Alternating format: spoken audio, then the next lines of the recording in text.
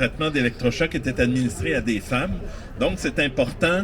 Et depuis le début, les groupes de femmes soutiennent l'action que fait le comité pare-choc en faveur de l'abolition des électrochocs. Et pour souligner cet appui, on est heureux d'accueillir aujourd'hui une représentante du réseau des tables régionales des groupes de femmes du Québec. C'est un réseau qui permet l'échange d'expertise et d'analyse féministe, qui favorise les prises de position politiques et soutient l'action collective de ses membres en faveur de l'égalité pour toutes les femmes. Ils sont implantés partout au Québec. Ils regroupent 400 groupes et plus de 150 membres individuels. Donc, je vais inviter Mme Marie-André Gauthier, qui est administratrice, coordonnatrice du réseau, à prendre la parole. Allô tout le monde, merci Jean-François. Donc, nous sommes à nouveau réunis aujourd'hui en solidarité avec le comité pare-choc pour dénoncer le fait qu'en 2022, non seulement on utilise encore les électrochocs dans certains hôpitaux du Québec, mais que les femmes sont toujours surreprésentées. Nous sommes ici particulièrement en solidarité avec les femmes de ces régions où le nombre d'électrochocs donnés varie grandement. Pour celles qui n'ont d'autre choix que de côtoyer ces hôpitaux où le nombre d'électrochocs donnés ne diminue pas suffisamment. Donc, vous l'avez vu, on souligne à grands traits la région de Capitale-Nationale qui se démarque avec une augmentation de 6 % comparativement aux 16 autres régions administratives où ça baisse au Québec. Je vais le répéter encore, 2/3 des électrochocs sont donnés à des femmes, 50 % à des femmes de 50 ans et plus, 41 % à des femmes de 65 ans et plus et 10 % à des femmes de 80 ans et plus. En 2022, alors que les femmes aînées sont en constante augmentation et proviennent d'horizons divers, il y a une nécessité et une urgence de lever les tabous sur leur situation socio-économique, sur leur état de santé, sur les perceptions, les préjugés, les stéréotypes pour contrer l'agisme qui sévit à leur égard.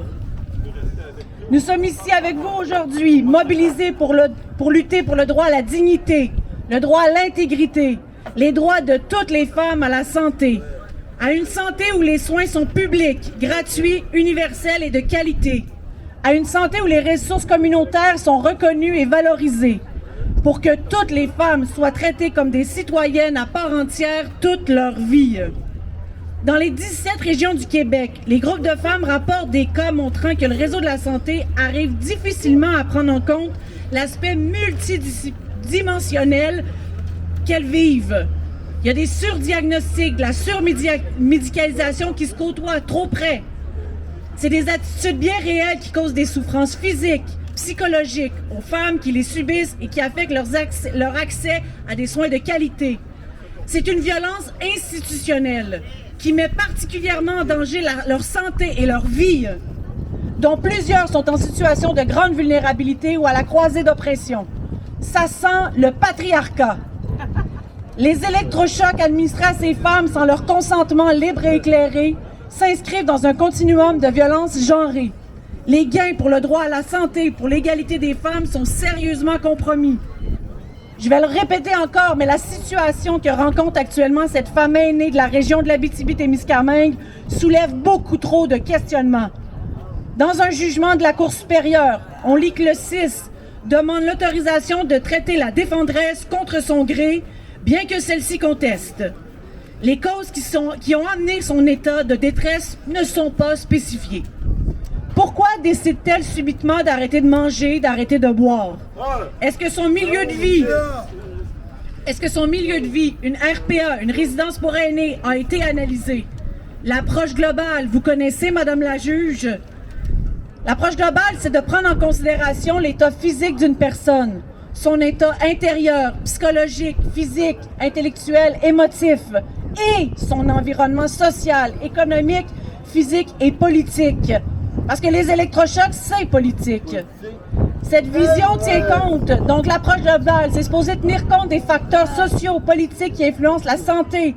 Ce qu'on appelle, Madame la juge, les déterminants sociaux de la santé.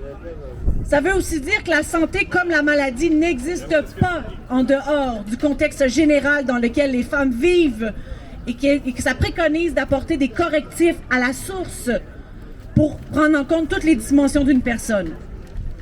Il y a 1 an, à la sortie du plan d'action en santé et bien-être des femmes, Le gouvernement Legault déclarait que la santé est au cœur de ses préoccupations.